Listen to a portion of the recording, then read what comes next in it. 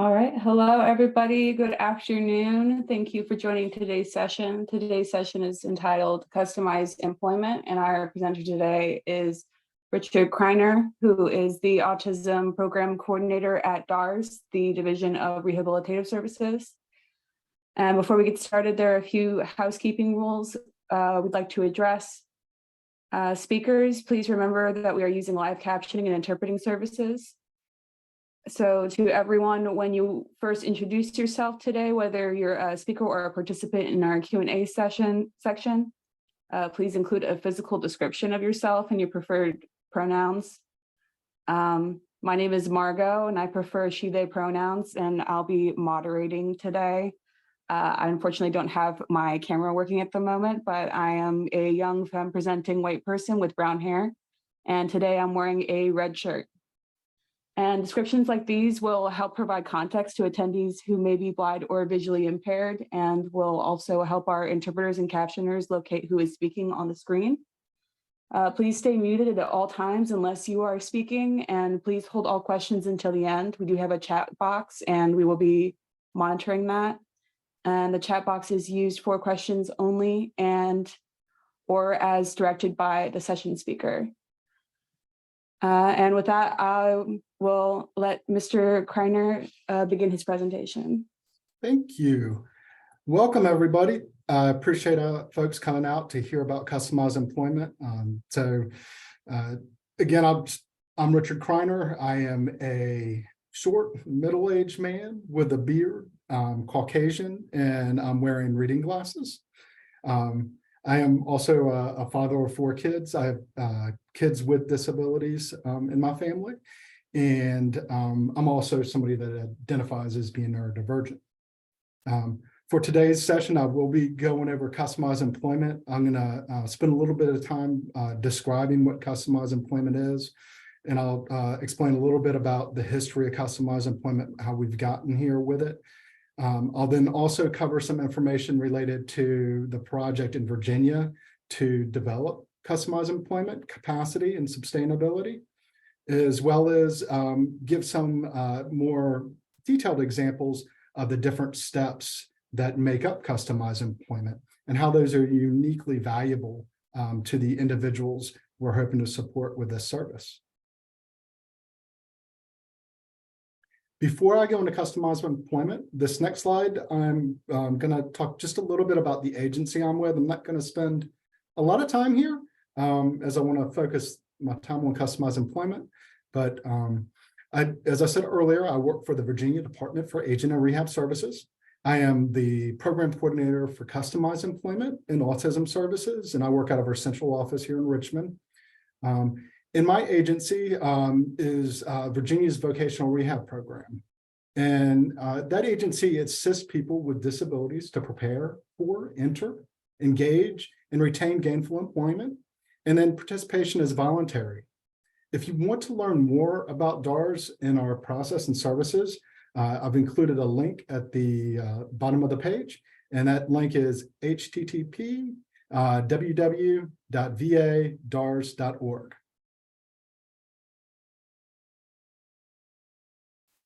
All right, so in terms of kind of just setting the scene and talking about customized employment, I don't want to spend a lot of time going into any of the details on the slide other than to say that progressively over the last decade, a bit longer, we have seen a major shift in the way people think about employment for people with disabilities and what is the desired outcome and attitudes and practices that would make up and be the foundation of a VR system. Things like the employment first movement, which really emphasizes a presumption of competence, a presumption of ability, and competitive integrated employment, doing meaningful work in socially valued roles. We're all a part of this this social movement with employment first. And then in 2014, very much in harmony with the ideas echoed in the Employment First movement, the Workforce Opportunities and Innovation Act was signed into law. And with the Workforce Opportunities and Innovation Act, there were some significant changes to the VR system that were qualitatively enhancements to how we support individuals. And I'll talk about those a little bit later. And then a big part of the 𝐲𝐢𝐬𝐀𝐿 was the development of a definition and customized employment being written into the law.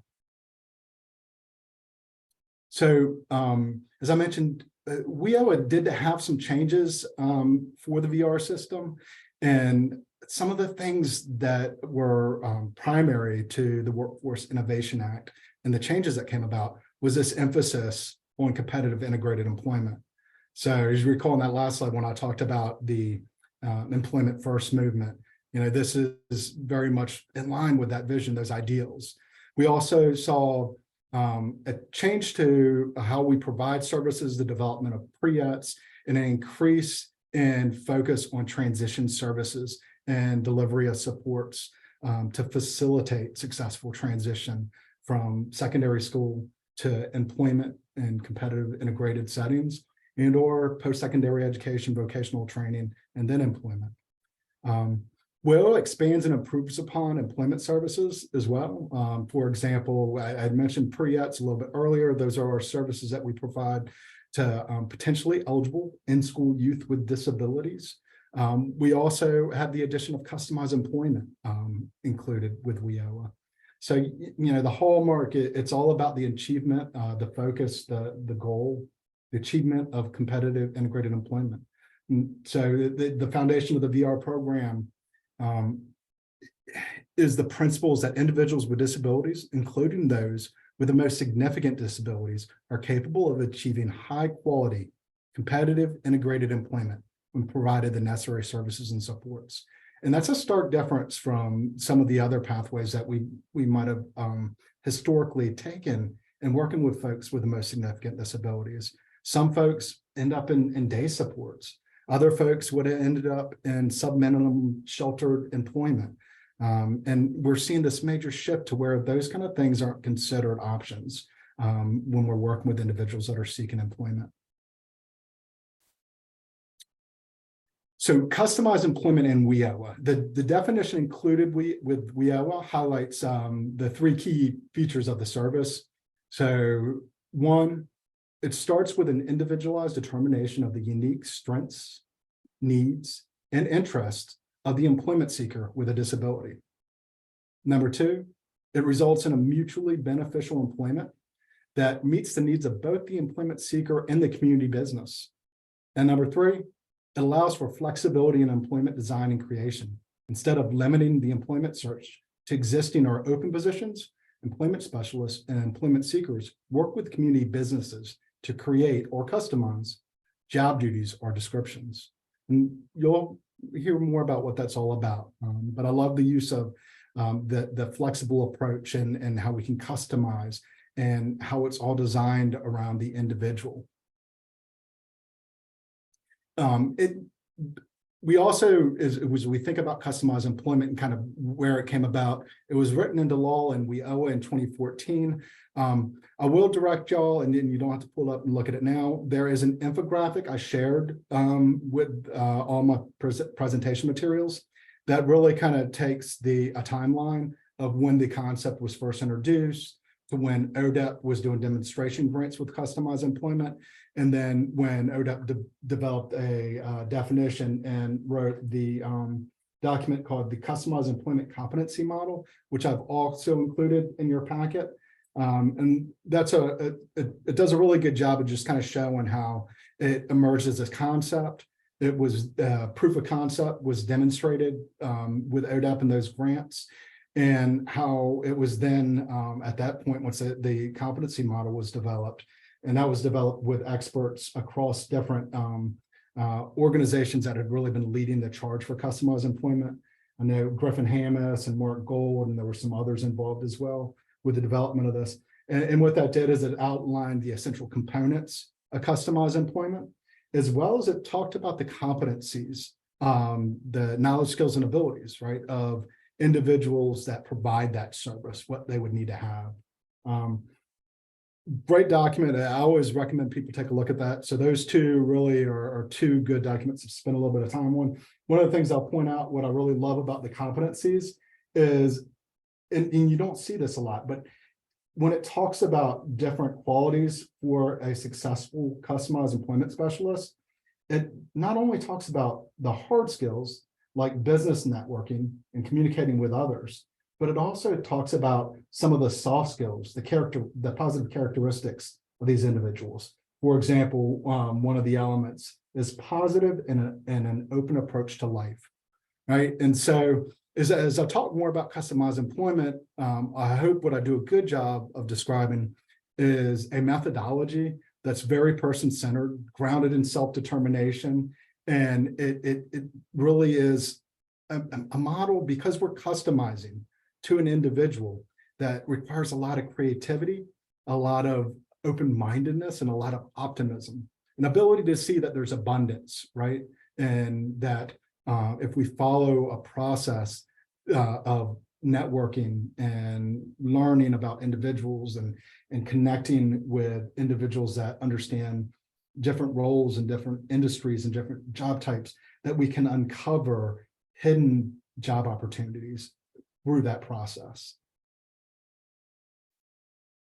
So why am I really excited about customized employment?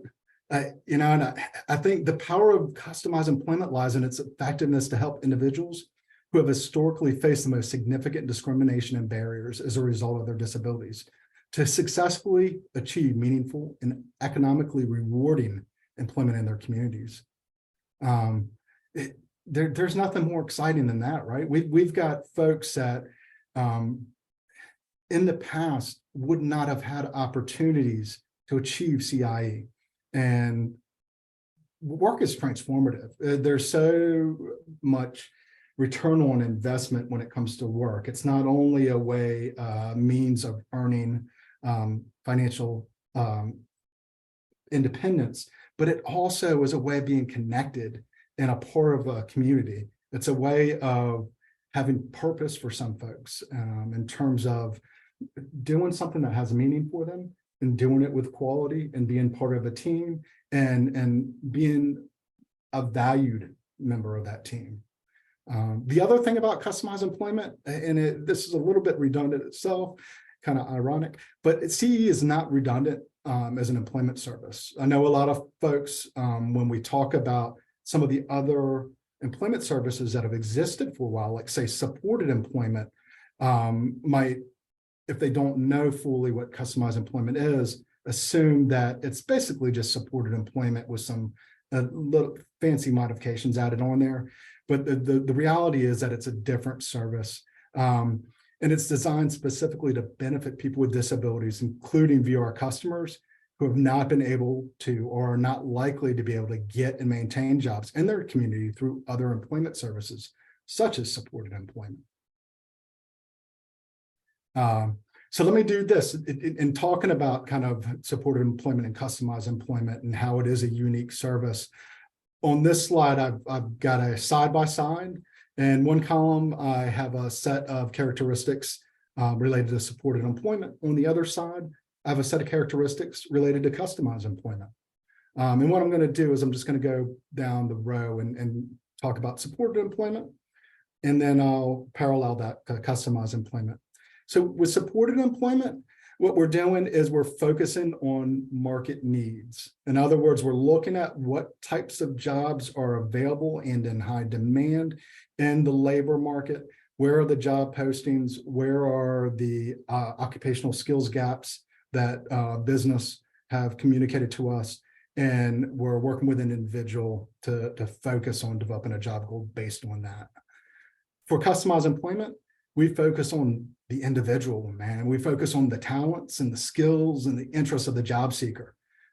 I'll talk about discovery in a little bit here, but our whole first step to customize employment is a very in-depth and nuanced approach to spending time with them, interviewing others that know them, observing them, and kind of divining their unique personal genius, that lies underneath.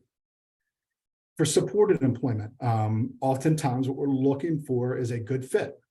And then if we find that good fit, a job that exists in the labor market that matches the individual that we're working with in terms of their goals and their support needs and their knowledge, skills, and abilities, then we move towards the placement. And then the on-site support, the job coach training, if needed. With customized employment, the result is a new position being created for the person. So because we spend so much time up front learning about the individual, we end up with this vocational profile for them with vocational themes. And I'll talk about that in a little bit. That really drives everything we do when we get to the development part. The outcome of customized employment, it's based on the job seeker skills and talents. And then it also, the job proposals and the placements created were designed in a way to meet an identified need for an employer. With supported employment, beyond just placement in an existing job, sometimes job carving may be an option. And that's job carving is different from supported employment in that it's the creation of a job description based on tasks derived from a single traditional job in an employment setting. And then the carved job description contains one or more, but not all of the tasks from the original job description. So, for example, the individual assessment for somebody that we're working with showed that the individual has skills to do filing, and he has strong desire to be a police officer. To meet both of these individual needs, the employee needs a carved job, and that was negotiated with a sheriff's office. And it incorporates tasks of organizing and filing misdemeanor arrests and reports and traffic citations. So on the other hand, when we talk about customized employment, the job is negotiated and a new job description is created, right? So this is a brand new job description, and it's very flexible and personalized. And there's some nuance to how we can do that. So we can create a new job description based on unmet needs. We can also do some job negotiations where we create a job description and it's a new job description, but it's based on an amalgamation of different existing job tasks that exist within job descriptions already within that organization. So again, want to emphasize that it's very customized and very flexible in how we do this. And it's different from supported employment, different and from supported employment and job carving as well. With supported employment, we generally focus on the individual completing already identified job duties to meet the employer's needs. And then with customized, we may incorporate, and this is in addition to everything we've talked about already, but things like equipment, materials, or unique skills of the job seeker to either meet a need or grow the business in a new capacity. And I will just, for a little more detail on this one, don't confuse the incorporation of equipment and materials with a practice that we already use in supported employment. Say, for example, we're working with a job seeker with a disability, and they are going to be an electrician. In some cases, DARS is able to purchase tools and equipment that they're going to need to be able to do that job, right? With customized employment, a good example might be, say I'm working with an individual, because of their vocational themes, we'd identified that they're very interested in working food and customer service, and particularly really likes sweets, things like ice cream. This individual actually makes their own homemade ice cream at home and has experimented and perfected their recipe. And then oftentimes when their family gets-togethers, this individual will set up their own little ice cream stand and serve it to the adults and the kids. So when we were working to develop a customized job, we had found a small business, mom and pop owned ice cream shop in the local Richmond area. All of the ice cream was made homemade there in the shop. And they were relatively new, had been around for about 5 years, but had received some awards, been nominated as the best ice cream shop in town. And so we spent some time talking to that business, wanting to learn more about what they do and why they do it and how they do it. what their goals are, who their competition is. And one of the things that emerged out of that is they on their bucket list, they really wanted to look at being mobile. So having an ice cream cart that they could use to staff it at different events in town, that they could also be able to bring it out to some of the parks in town as well. And so when we were developing the job opportunity for the one individual, we were able to combine this business need and then the interest and the skills and abilities of this individual we're working with, and develop a proposal that included the individual would come to the business with a ice cream cart, with all the technology it needed to keep the ice cream cool, and it would be something that they could use to achieve that goal. Now, these tools and equipment belong to the individual, but it comes with them when the business hires this person. And should this person leave the business, those tools and equipment would go with the individual, would remain with the individual. But by being able to incorporate that into the proposal, it allowed us to create an opportunity for an individual where they could do work that was a great fit for their interests, talents, and abilities, as well as their conditions for success. I want to, before I jump into going over customized employment and the different steps in more detail, just want to give you all a snapshot of what's been going on here in Virginia. So as I noted, 𝐲𝐢𝐬𝐀𝐿 included customized employment in its federal definitions and requirements for VR agencies in 2014. So VR in Virginia has been working on developing capacity and sustainability for the service. This all started in 2017. My predecessor at the time, who got the ball rolling on this, Mark Peterson, during this phase, was doing research, identifying where the expertise was to support our state's goal of developing this service. Through that process, he found Griffin Hammis, determined that their model was a good fit and that their services with training and consultation would contribute to us achieving this goal. And he contracted with them to provide a series of trainings. So 2017 to 2019 around the state. This first round of trainings, they were done in 7 different locations. They were all offered face-to-face during this time period. There was some, not at the level we're doing now, but there was some mentoring tied into the participation in the class and completion of assignments that individuals could access to get a little bit of that kind of field-based or work-based support with learning the skills. In 2020, as we were getting ready to implement our new round of trainings through our new contract with GHA, we were kind of right in the midst of the pandemic. So at that time, we initially, within our work plan, we had a plan to come back in and do things face-to-face. And we were going to take more of a very focused and more resourced approach to community development. And then we were going to move into a new community after we spent some time in an existing community. What we had to do because of the pandemic is shift everything to virtual.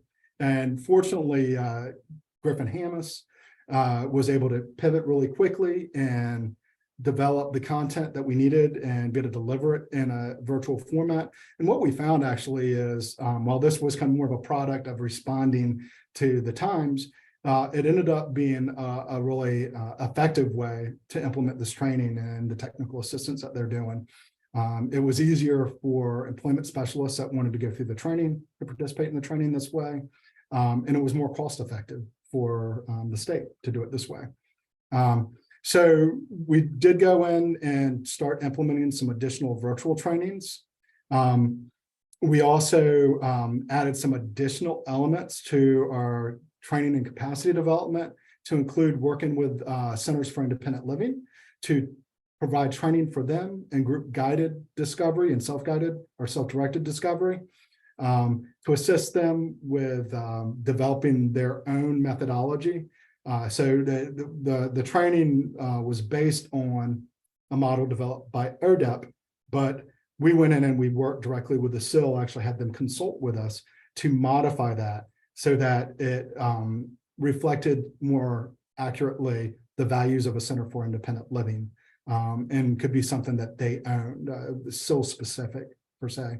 And that's really exciting. And I think that project is one that has the potential to have so much impact. I love that it includes the peer mentoring aspect, right? So being able to include that and then doing it in a group format and then doing it within a CIL, I think creates an opportunity for more choice for individuals that might choose to receive this service and approach.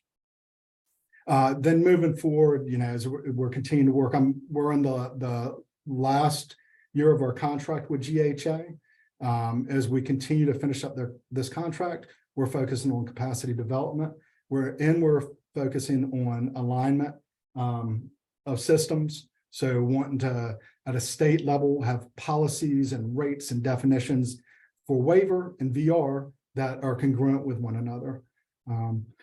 Another thing that we're looking at as it relates to developing quality is moving from our existing milestones, our flat rate that we have for customized employment, into a model that would probably still include flat rates, but it's going to be a value-based purchasing model. And I don't have enough time to go a whole lot into that, other than to say that it's a model. I think it's a really effective model in terms of keying in on what is quality and how do we reinforce quality based on the way that we pay for services.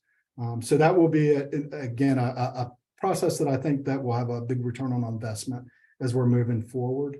And then last thing on this slide, and I'll move to the next, I failed to mention in 2017, 2019, we also at the DARS level developed our guidelines for customized employment, and that covered things in terms of definition for each of the phases, required activity and required deliverables.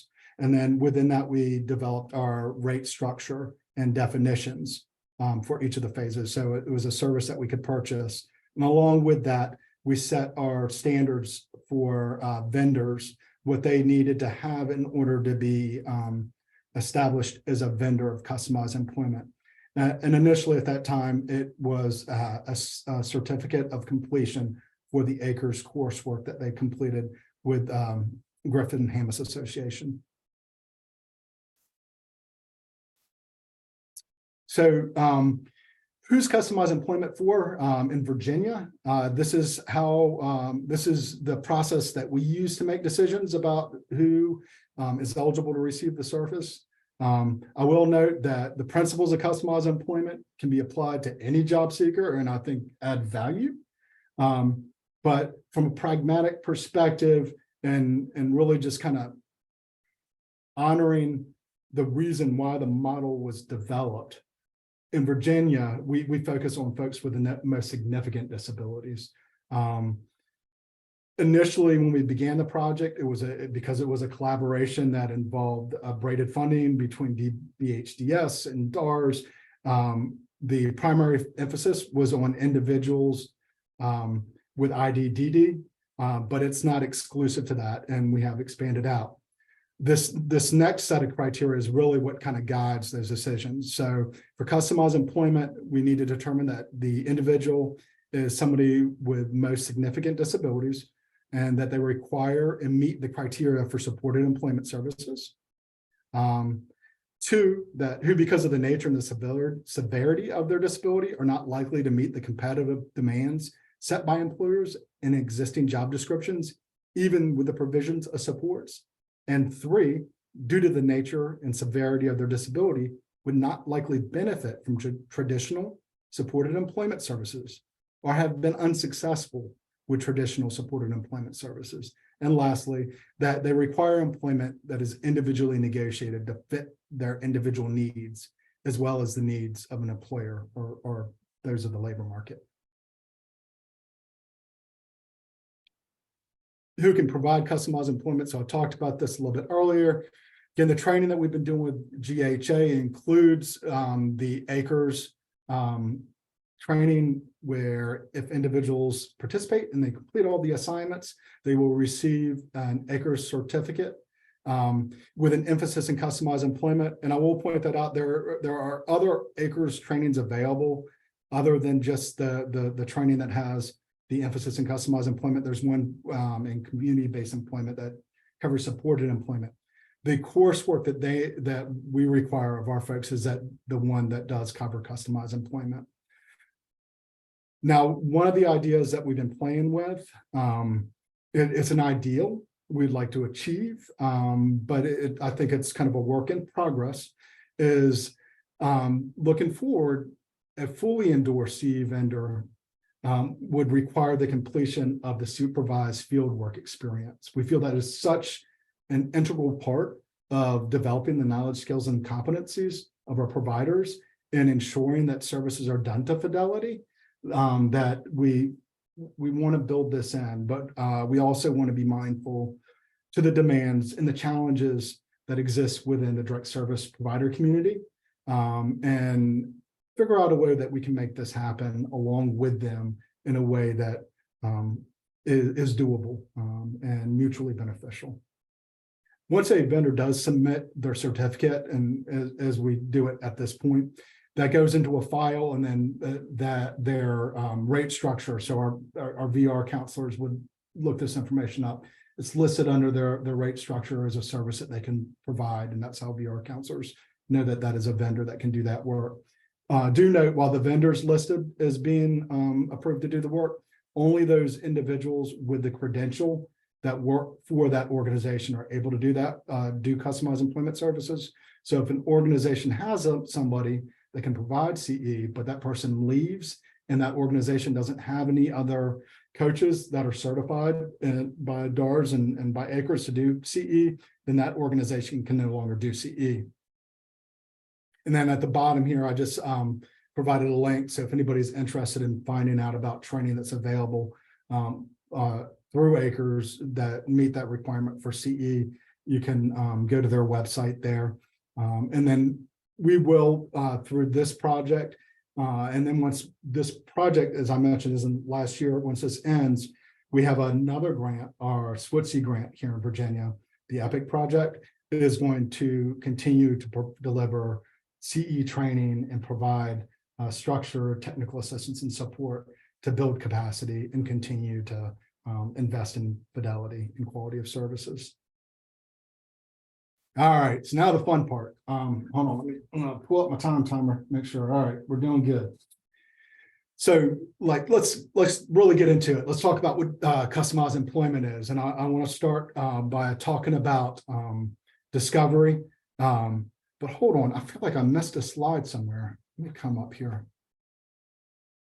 Okay, I don't remember if I might have hit on this, but just to lay it out, so I'm going to talk about each of these different phases. What I want to point out is the CE phases, the main steps, which are defined by 𝐲𝐢𝐬𝐀𝐿, as well as that competency document, are universal no matter what the brand of customized employment you're doing. Okay, these have been determined to be the critical elements of CE that need to be done to support evidence-based practice and fidelity and quality outcomes. Also note that within each of these, none of these are effective. They can be effective as a standalone, but you need to understand that if you're trying to do, say, just discovery on its own, that you're not going to get the same outcome as doing customized employment. So in that sense, these are sequential. It always starts with discovery.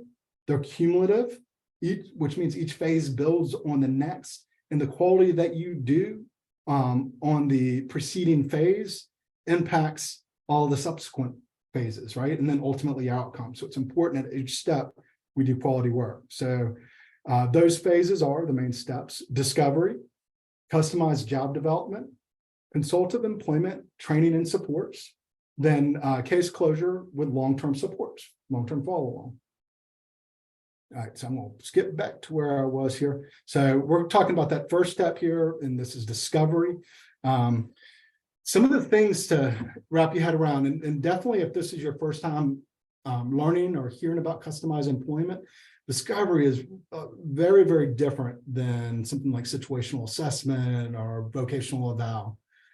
Discovery, it's not an assessment, and you can't fail it. Nobody fails discovery. We don't make decisions about whether or not somebody is able to benefit from our services or achieve a job goal based on the results of discovery.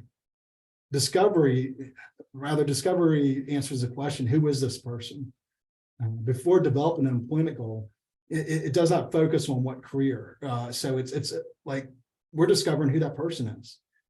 We're not even talking about jobs at that point, or job goals, not in the traditional sense. So how do we implement discovery?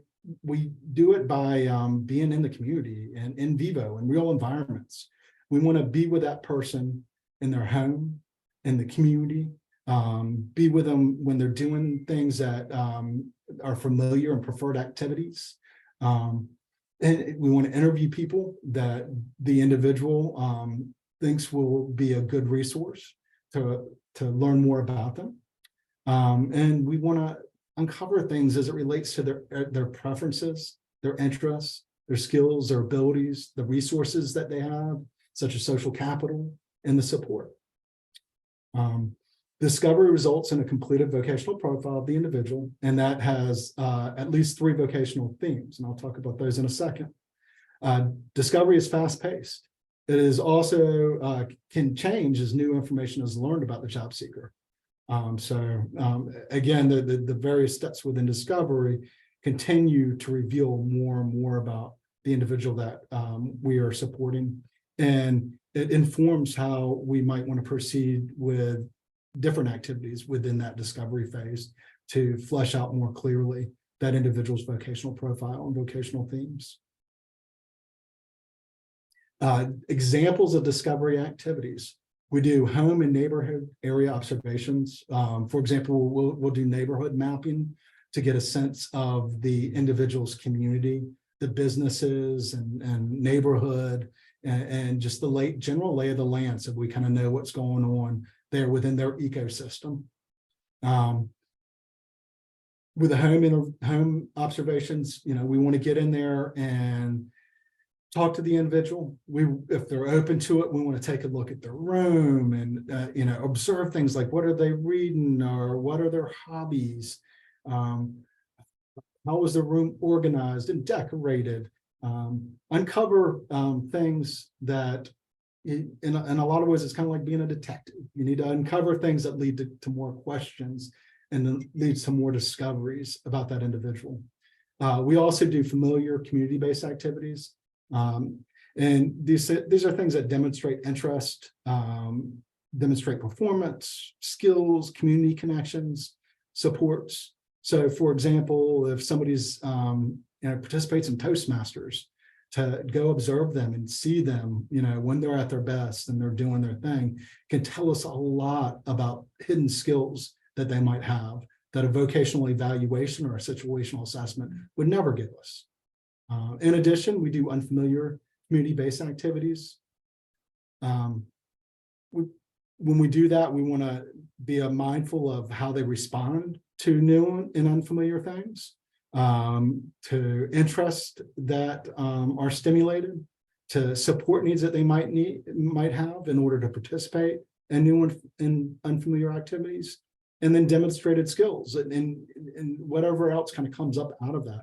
Oftentimes, at this point, when we're doing the community-based activities, we've started to have some vocational themes emerge about the individual, and we're designing new community-based activities around those themes and the individual's interests. Then we also do work-based learning experiences, so visiting places of employment related to emerging vocational themes. These could be job shadows, work-based learning, work experience, volunteer, internships, you name it, whatever makes sense in terms of us being able to achieve that goal of having a very strong and accurate vocational profile for the individual to drive our customized employment work. So as I mentioned, vocational themes, they are different than traditional job goals that we talk about when doing the labor market approach. So for example, say somebody's doing supported employment, they might have a job goal of being a CNA, or they might have a job goal of being a computer technician. With customized employment, we're not doing that. What we're not looking to create a more narrow funnel in terms of opportunities that we want to pursue for the individual. We're looking to broaden that. And so we look at the types of jobs, environments, skills, task sets, and interests that they have, and we combine those into a vocational theme. So if we've got somebody that likes to say they like to do a lot of research, we discover that, and they also like to engage individuals and sell products or talk to them about things of interest, to connect with them and possibly support them with joining groups, clubs, church, whatever it might be.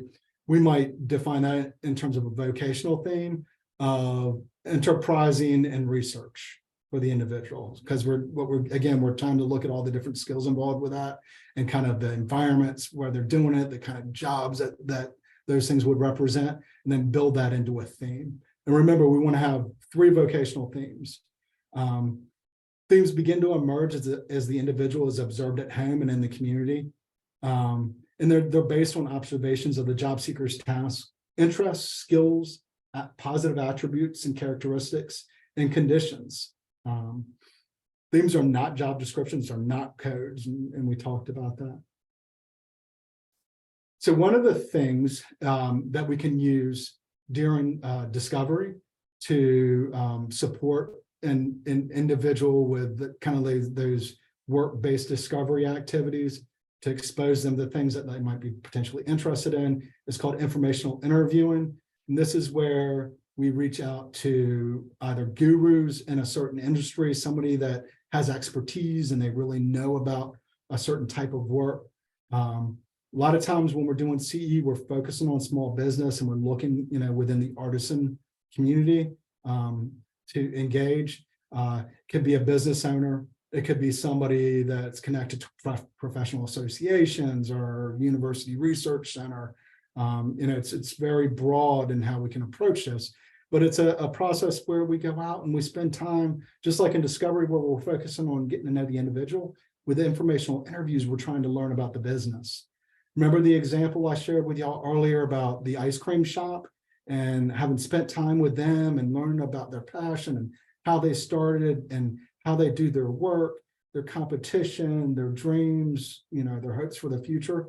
That was an informational interview. And out of that, we were able to gather information that we needed to create a customized position for an individual. So that's one way to use informational interviews. In some instances, the informational interview is more just about gaining exposure for the person that you're working with, to test out themes and ideas, to test out interests, to test out fit, and then possibly to develop social capital as a result. So we can get warm handoffs by connecting with businesses, asking who else does this kind of work, or who's your competition. Those kind of things can help us lead to additional networks that we can enter into and connect with. So leveraging of social capital is really critical in customized employment. It's something that, if leveraged appropriately, can significantly enhance the process, the quality, and the outcomes. Social capital, it's a way to identify businesses on behalf of a job seeker. In social capital, it's about who do you know, right? So if I were to lose my job today and I needed to maintain employment, I wouldn't go to look at postings to start off with. I would start reaching out to people I know and talk to my contacts to explore opportunities. And this is the same kind of idea. However, oftentimes the individuals that we're working with, the job seeker with a disability, may not have the same quality and breadth of social capital that other folks might. And so during the process of exploring social capital, we oftentimes rely on team members, family members that can help us. They can help us identify businesses for informational interviews, or for somebody that has expertise in a certain area or field that can provide mentoring, and or can guide us towards networks that would be good to connect with, and provide us warm handoffs, and they can vouch for us, right? So we can then connect with people. Social capital is used by employment specialists and the support team members to identify and develop opportunities for job seekers. Key principles of why this is such a powerful practice. Social connectedness is a central premise. And then we know that communities are just large networks of interconnected social networks of people and individuals and families and neighborhoods and businesses. And so taking that real like ecosystem approach and create an opportunity for somebody within a communities, being able to connect and bring social capital to the table enables many opportunities. You know, a lot of this is grounded in the idea of reciprocity, of giving and receiving, the actions of supporting and helping, and then also receiving support and help. Quid pro quo kind of thinking. I did not include this in my handout packages, but for folks that want to learn more about social capital, VCU-RRTC has an on-demand webinar on social capital that's presented by Nancy Brooks Lane, and it does a really fantastic job of delving more into that topic. So again, talking about our discovery activities and the products of discovery, it results in the completion of a vocational profile. And then with those vocational themes, and each of those themes will include a list of 20 employers where people with the same vocational themes work. And then we want to develop up to 3 vocational themes. We may not always have 3. It's really driven because it's so individualized to the person that we're working with, but is just a good rule we recommend. We work towards 3 vocational themes. I mentioned earlier, but I want to emphasize customized employment. We focus on small business. Part of that is when we think about working with small businesses and the opportunity to connect with people within the organization that are the decision makers, and the flexibility that small businesses have, they are much more open and accessible versus working with a large business that has an HR department and layers that we have to sift through before we can get to people that are able to make decisions, and just more bureaucracy to deal with. So small businesses tend to be the main focus that we invest time in with customized employment. And then another product of discovery would be the development of a visual resume or a portfolio for the individual that we're working with. The vocational profile, it's a tool that we use to market the job seeker to potential employers, or even at the point where we're engaging in informational interviews and wanting to connect with gurus in the field. So it's strengths-based focused narrative. It's written objectively. It describes all the information learned about the job seeker in discovery, including what works and what doesn't work, best settings, interests, skills, personal attributes, conditions for success and support needs, and vocational themes for job development. The portfolio, the visual resume and portfolio, here I got a picture on this slide. It's an example of a visual resume that was done for somebody. So their strength-based portfolio that we could use. And it's Mandy as a business owner, and we talk about Mandy's pot holders and our business. I'm not going to read it all to you, but it's just an example of what one might look like. So once we've completed discovery and Within the DARS framework, it is a separate step. We move into customized employment planning. And that's really where we formalize the visual resume, the vocational profile, and the customized development plan at that stage for the individual. That's a short phase, and it occurs immediately at the conclusion of discovery being completed. Part of discovery being completed is sharing the discovery staging record, which is a tool that our coaches use with the individual and their support team, having them review it and approve it. So once we've moved through those two steps, we're now at a place where we're going to be we're developing customized employment opportunities for the individual. And activities in this phase include things like researching, networking, and developing contacts and relationships with the community, set up and conduct informational interviews and tours with businesses, conduct job task analysis for existing jobs, as well as identified unmet needs within businesses that we've met with.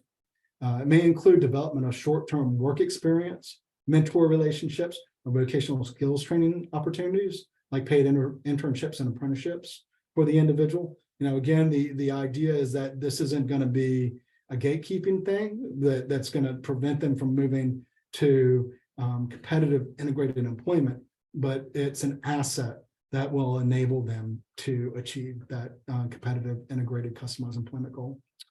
We engage with our networks and our business contacts and present the job seeker and focus on establishing value to the organization. We develop and present formal and informal proposals. So when we get to that point that we networked and we connected and we think we have that right opportunity for the individual, and I'll go back to the ice cream shop example, because we're creating something new that doesn't exist, we present that to the business in the form of a job proposal. And so for the individual that ended up with the ice cream position working with the ice cream shop, part of that job proposal included, right, the resource development strategy we use, that they would come along with those tools and equipment and allow that business to grow their business in an area that they documented for us as a goal they want to achieve. And then the last example here is analyzing planning strategies and supports to facilitate a successful match. So things like making sure that we have natural supports in place if they're available and that we cultivate that. If somebody can benefit from the use of assistive technology to perform their work on the job site with more independence and quality, we can incorporate that. Having a training plan for the individual to support their onboarding. And a lot of times, again, what we're looking at is how to do this in a consultative way, so that if the organization has a standing process for onboarding and training, that we're not necessarily coming in there with a job coach and having the job coach take over all that. Instead, we want to look at ways that we can support that individual with going through that natural process and support the individuals within that organization that are helping the individual through things like task analysis and assistive technology and some consultative coaching. Once that proposal is developed, we present that to a business, and then at that step, we're at placement and negotiation, and that's working with the job seeker and the employer to negotiate a customized job. So everything from work task, business needs completed that the job seeker and the business need, I'm sorry, let me repeat that. Everything from the work tasks that the individual, we're proposing the individual will do, and then how that aligns with the needs of the business. We can talk about ways that we can provide resources to enhance the job seeker's performance, things like that AT or additional tools and equipment, and or other wraparound services and supports that we can build into that, the hours of employment, the pay, and then the accommodation needs that we'd have for the individual. Other considerations, and I've already mentioned a couple of these, but just say resource ownership is a tool that we have in our tool bag that we can bring to the table in order to promote a quality outcome. And I know I got 5 minutes, so I'm going to breeze through. The other one I did not talk a whole lot about is other potential outcome that we could have with customized employment is customized self-employment. So what I've focused on so far would be a customized wage placement, so working within an organization. But we could also create a customized employment outcome. And again, the methodology, we talked about it, that it is sequential and that it builds on itself from each phase. And so we continue to learn about the individual, support them, and create a customized outcome for them. Through this process, sometimes we uncover that self-employment is going to be the best bet. So we could have somebody that is a consultant, or could have somebody that's hired on. My brain is going blank. See, I told you I'm a middle-aged man and I'm having my fuzzy brain. But again, there's just different ways. This tends to be very small business enterprise types of things. But we could create a self-employment outcome. We could also create something like a business within a business model. Say we have somebody that's interested in jewelry making. It's something that we determine that is a good fit for their skills, abilities, and resources. And one of the methods that we're going to support their outcome is they're going to have a display that they can put within an existing business. And we identified that existing business through our process of going out and talking with businesses and doing those informational interviews. And we identified this opportunity and match. And then definitely with customized employment, individuals would get access to long-term supports, either through waiver or lettuce. If you don't mind, we do have a question in the chat. Yeah, absolutely. And I think these last slides speak for themselves. So questions would be good. Yeah, so the question in the chat is, if we believe that someone may want customized employment or be a good fit for CE, how can we go about advocating for the individual if they are a DARS client? Yeah, that is such a good question. Thank you for bringing that up. And it reminds me of something I wanted to touch on as I was talking. So the first step would be to communicate that, advocate that through their vocational rehab counselor. But I will put one caveat on this. Capacity development and sustainability has been a challenge. It's been a challenge in Virginia, but it's also been a challenge all around the country. When we combine something like we've gone through recently, like the pandemic and the impacts that has had for our ESOs and their staffing, it's made it very difficult. We've had a number of folks that have gone through the training and we're providing those services for organizations that left their employment with that organization or were promoted into new roles and couldn't deliver the service. So all that being said, we don't have capacity in many areas around the state. That is something we're still working on, and we're going to continue to build that. So we might run into an instance where you have somebody, you're advocating for it, the VR counselor buys in, they think it's a good fit.